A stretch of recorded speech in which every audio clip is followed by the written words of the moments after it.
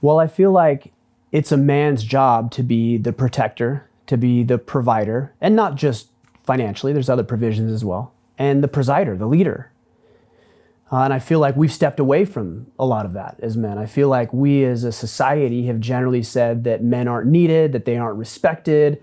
Most men are, it seems like if you watch TV, are mocked and ridiculed, and the dad and the man is looked at the stupid buffoon who trips over everything and can't do anything right. A lot of that is actually manifest in real life as well. You look around and you see these guys who can't lead their families, can't lead their communities, can't even lead themselves. And I found that for me, as I stepped into what I would call masculine strength and learned how to be a more effective man, I became fulfilled. And that's the problem, is the further that men move away from what it means to be a man and move away from genuine masculinity in the name of fairness, in the name of equality, in the name of just sit down, shut up, do what you're supposed to do, the less fulfilled, the less satisfied, the less productive, the less effective, and more miserable that they are. And so I feel like the work that we do is a call to step away from mediocrity, a call to step away from the trends of society, which is a more effeminate society, into and reclaiming and restoring what it means to be a man.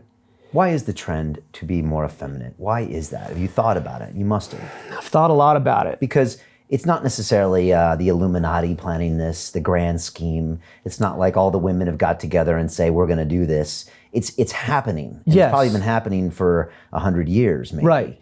Have you thought about why? Well, I think let's start with when it started happening. And I believe it started to happen near and during the Industrial Revolution.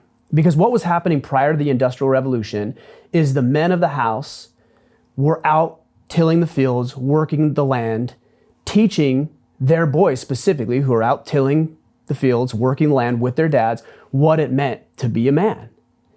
Now we come into the Industrial Revolution, and out of necessity, men are shipped away to factories, right? They're shipped away to factories to go do the work.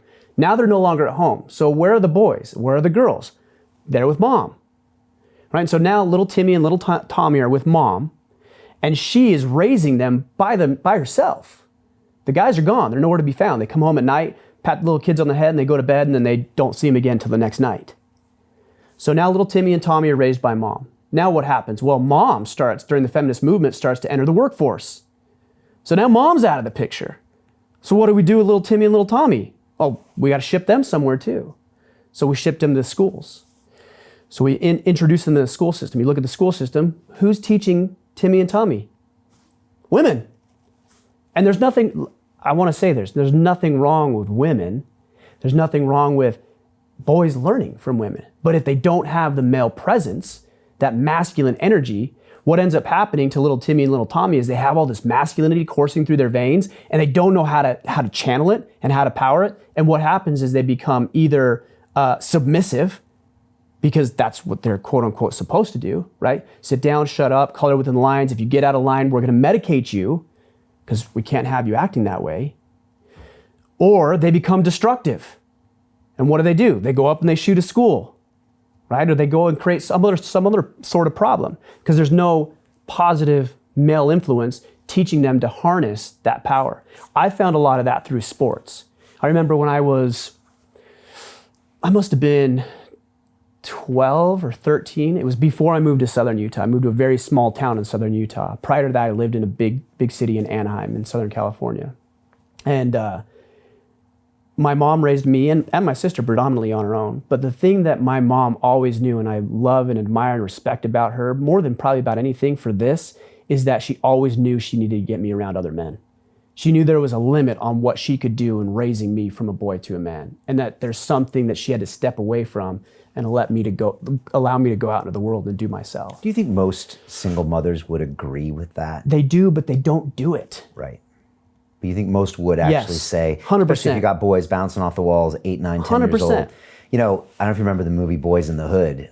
Yes. Great movie, but it all starts with his mother saying, I can't teach you how to be a man, and she sends her son to live with, right, with Lawrence Fishburne. Yeah, with his dad. Yeah, and that's where... Who was rough, right? Yeah, a little rougher. Who was masculine energy, yes, right? Yeah. And even though his mom was actually...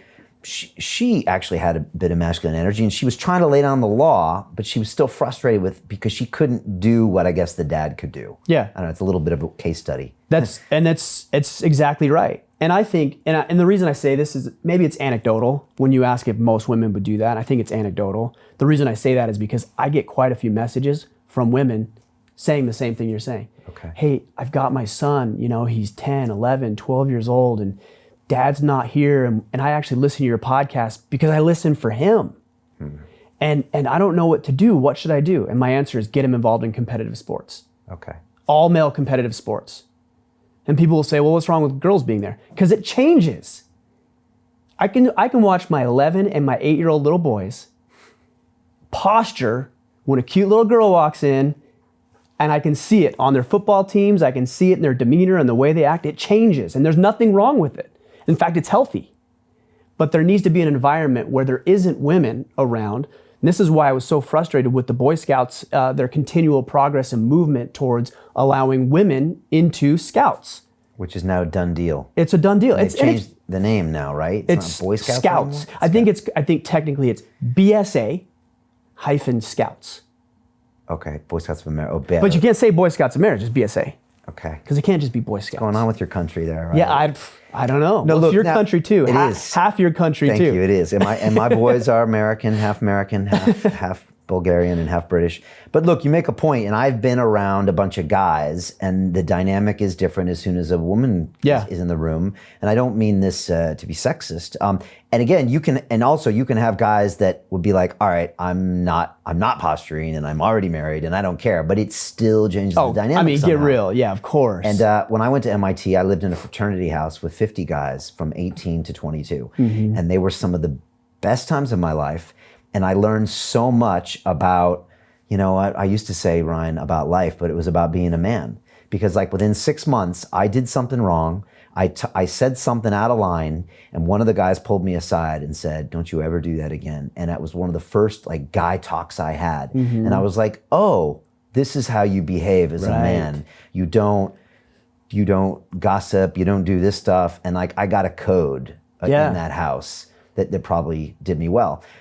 Some would also argue I got some bad habits being in the fraternity house. Maybe. So we might want to talk about some of that stuff too. But let's finish on this. So, okay, the kids are going to school, learning from women. Are there more of this thesis of the Industrial Revolution? Is there more that happens there? Yeah, so now they're raised by women. They're told to behave and act like women. Men are out of the picture either because they're at work, and that's best case scenario. They're at work, but they're still engaged as a father, or they're not even present. Now you have more of that. Yes. And it's interesting. We both had Jocko Willink on the show, and Jocko writes children's books. Right. And in all of his children's books, the father's not there. And Jocko says that's just the case a lot of times. And like Jocko is old school. Jocko said, look, men have been going to war for a long time. They've been not there for a long time. And this has actually been a reality for a long time. So he might disagree with your premise. I just interviewed my dad for the show recently. And, is that right? And he grew up on a farm. And he said, Brian, even though he grew up on a farm, his dad was never there. Because he got up at 4 a.m. and he came home in the middle of the, very late at night, and he worked all the time. So he said he was actually raised by his mom. Now, he got to see his dad. Sure. So maybe there was an influence. Yeah, definitely. Definitely. And I'm not going to say that's 100% of the time the way that works out, but I think predominantly that's what ends up happening.